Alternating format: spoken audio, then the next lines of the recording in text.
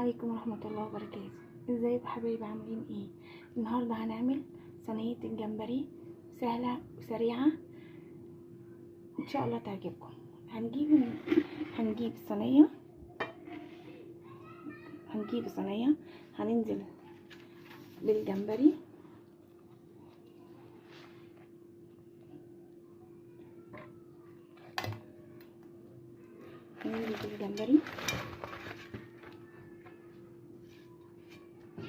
هنحط عليه طماطم، 2 طماطم متقطعة طرنشات، بصل،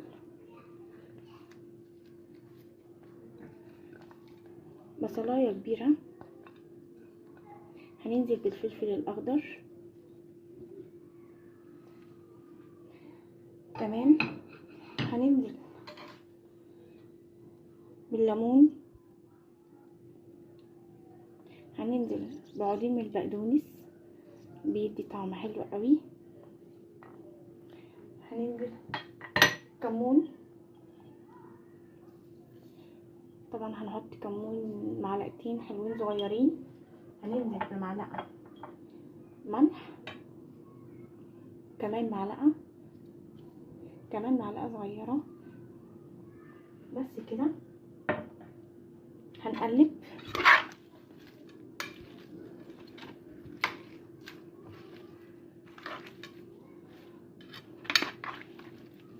طبعا التتبيله ديت لو الجمبري قعد فيها شويه هتدي طعم حلو قوي. انا هسيبها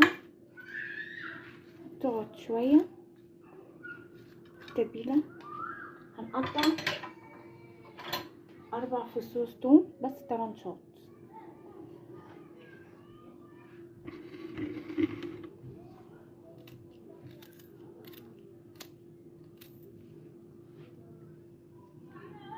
الطريقة سهلة سريعة.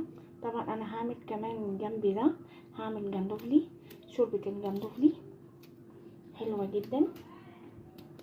انا مش هحط توم كتير، يعني هما 3 فصوص متقطعين شرايح بس كده. عندي فلفل حامي حطيت، بس هنقلب كويس. انا طبعا غسلاه بالدقيق، الليمون وسبته شويه وبعد كده غسلته. انا عايزه اعرفكم حاجه، انا السلسله بتاعته انا شلتها طبعا عشان بيبقى فيها كميه من الرمل كتيره جدا، كميه رمل جدا، فلازم نشيلها. تمام. انا كده ده كده صينيه الجمبري، هنسيبها 10 دقايق في التتبيله كده، بعد كده نحطها على النار. هنعمل دلوقتي الجندوفلي.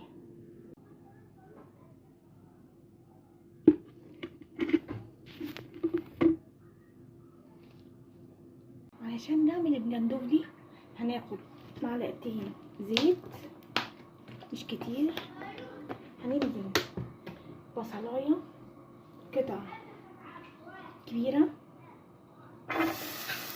مش صغيره، هنشوحها. الجندوفلي طبعا من البحريات اللي انا بعشقها،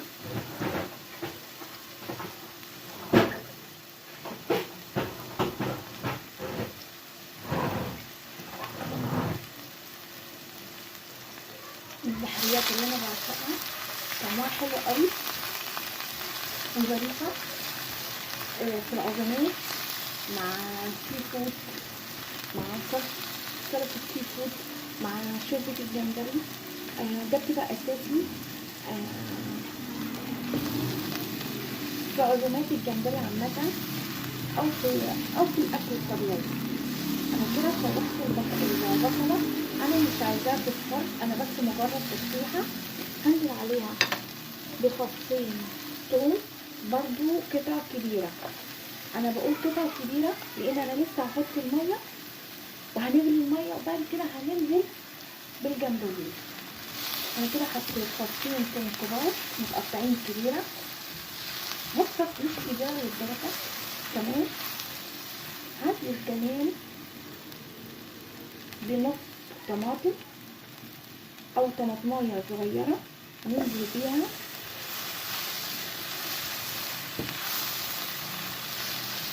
هنقلب.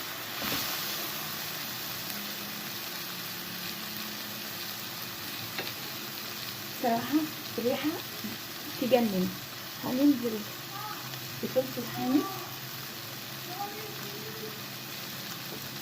ده نص قرن فلفل حامي، مش هنكتر.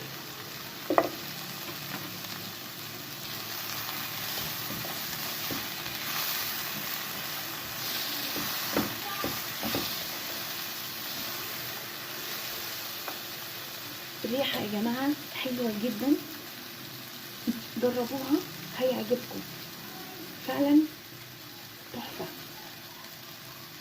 كده كويس قوي. هننزل بالمية،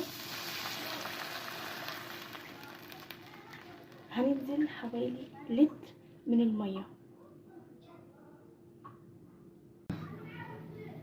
كده الوقت كده المية غلت. هنزل بالجندوفلي،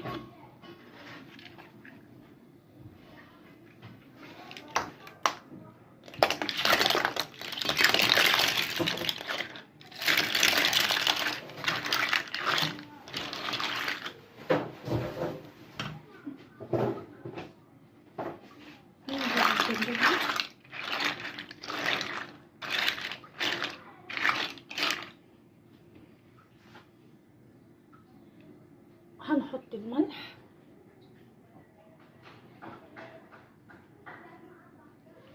كمون،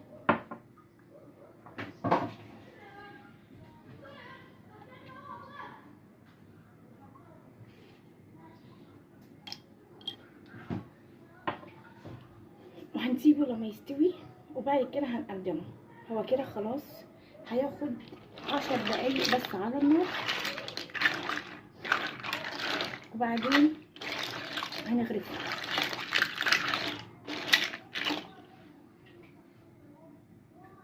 كده دخل في السوي خلاص. هننزل بمعلقه صلصه صغيره خالص، ندوبها بميه عشان تدي لون بس مش اكتر. هو كده خلاص، دقيقه واحده بس وهغرفه.